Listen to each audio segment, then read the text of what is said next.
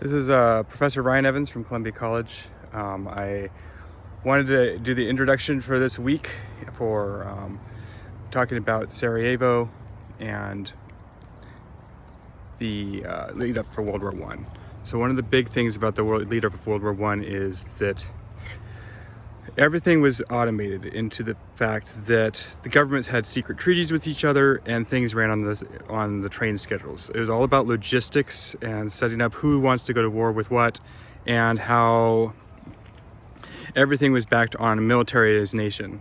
Now, no longer did you have to march for weeks to get to an area. You could use the trains and be there in a matter of hours or days to the different countries. So that means that mobilization was so much quicker and more efficient.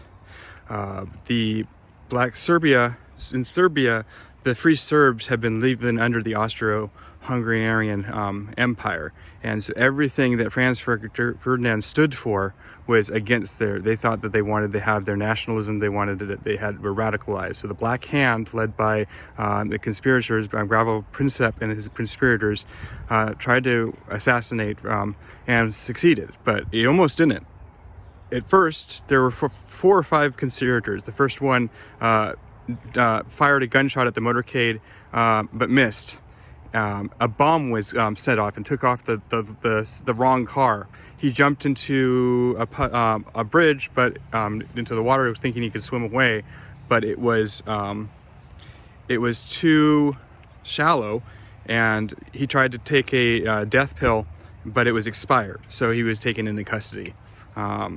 After that, Franz Ferdinand and his wife Sophie, who loved the Serbians. He was down there on just a holiday, and he was pretty much their biggest advocate. He wanted their independence. He wanted Austria to pull away from that, but the blind hatred of the Serbian Black Hand went against that.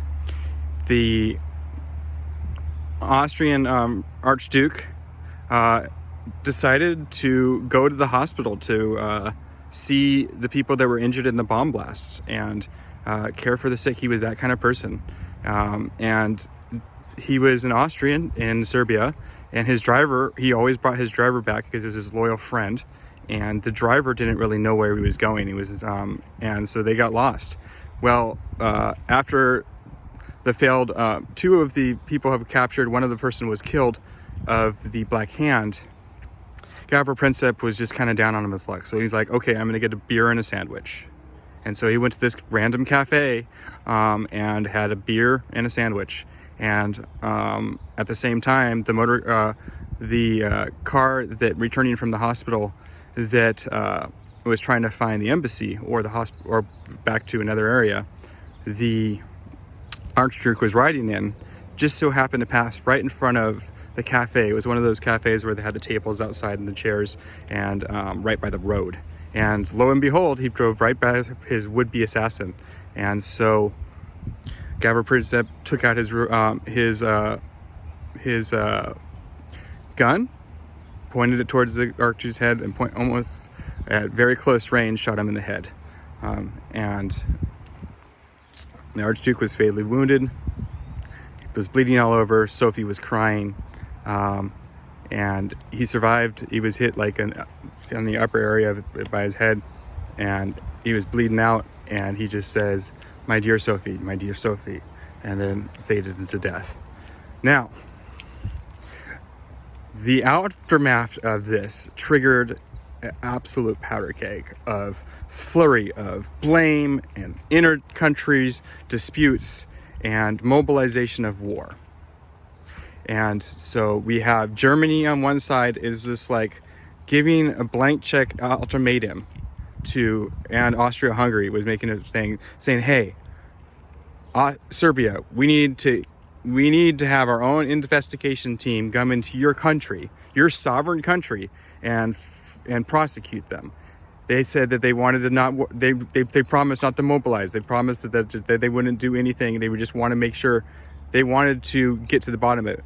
And every single one of the demands was met. It was very reasonable by Austria, except for the sovereign nation. They don't want detectives of another country coming in and doing that. So they denied that. there were talks between Russia and William, the two leaders. There's a very good episode that does a better job than I do explaining it, so I will just mention you to that source. And that was where they the talks broke down. There was many times for peace for the Seminole tragedy, but the nations were ready for war. They were bitter about the Napoleonic Wars. They were bitter about the Crimean War. They were bitter about squabbles of disputes. They were things were modernizing. Things were changing. People wanted independence. The empires were starting to crumble. They were starting to show their age. People didn't like the idea of overlords and of other European nations dictating the taxes and the rates and things in their country. So this method of nationalism and excitement and fervor kind of put the cultural aspect of war to the brink. Now, when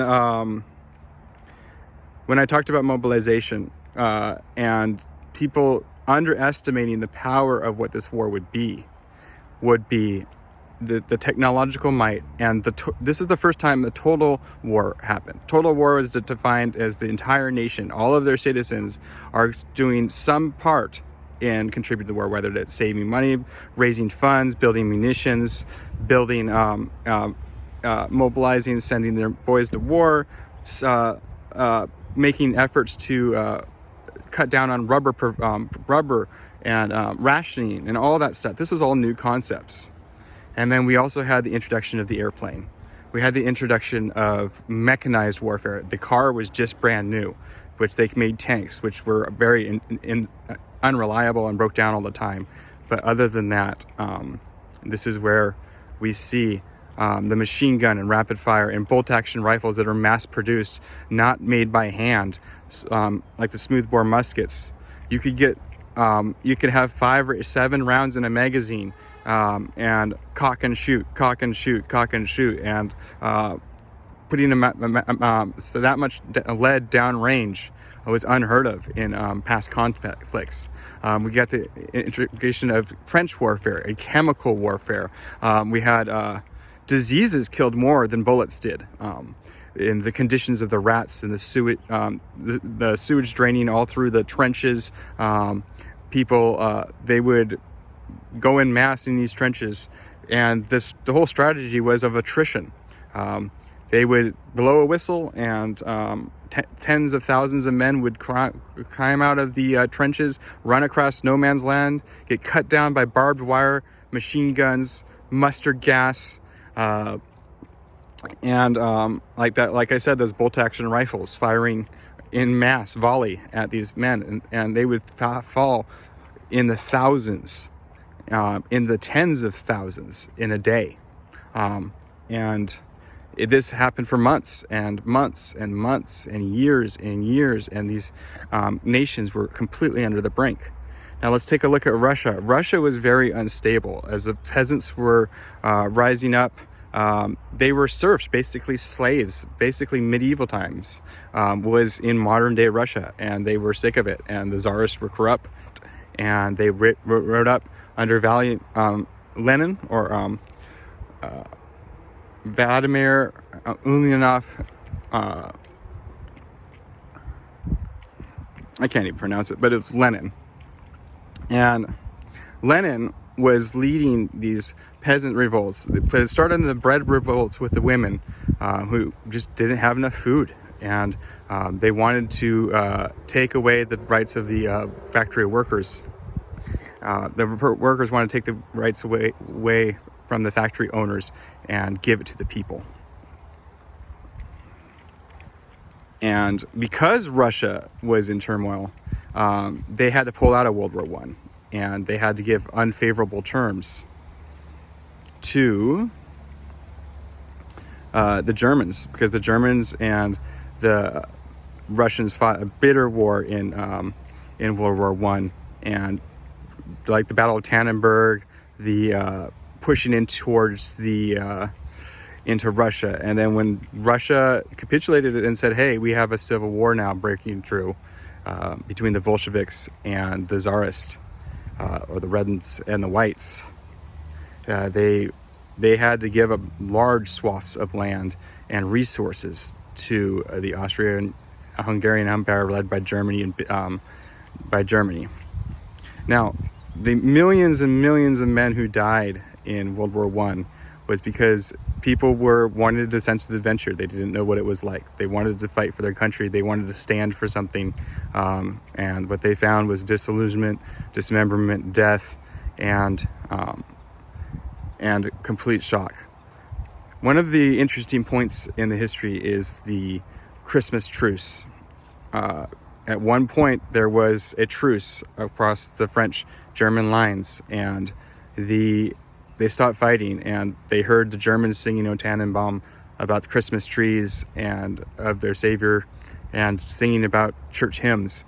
And the British and the Germans started throwing over chocolates and soccer balls, and there was a small match of soccer between the opposing sides in no man's land. They came and gave handshakes, gave cigars, brandy, beer, and for one day or one night, the guns stayed silent. And the next day, the guns opened up again. They went back to war. Some sources or movies that I would really recommend to watch would be 1917, showing about two British men with never cuts soldiers from their perspective, going across the front, delivering messages to stop a futile raid. And the remake on Netflix of All Quiet on the Western Front. The book itself is really great. There's an older movie that's pretty good too, but this one really shows you the shock of World War I, and it is highly accurate. So this week, read the readings. Make sure to do the Chicago style citations. Try to do it in your discussion posts. Try to do it in your initial posts. You can put the caret and then the 1, or the caret and the 2, and just put footnotes. You don't have to do any formatting or anything like that. It can be done really easily on the web, and just guys are bleeding points if you're not doing that, and it's just a requirement. I liked a lot of the discussion points. I really like how you guys are focusing on the artwork and the poems and the primary sources and comparing and contrasting it. That keep up the good work. That's excellent. I really appreciate that. So let's have a good week, and make sure to get all the assignments in, and I will grade them when I can. Thank you.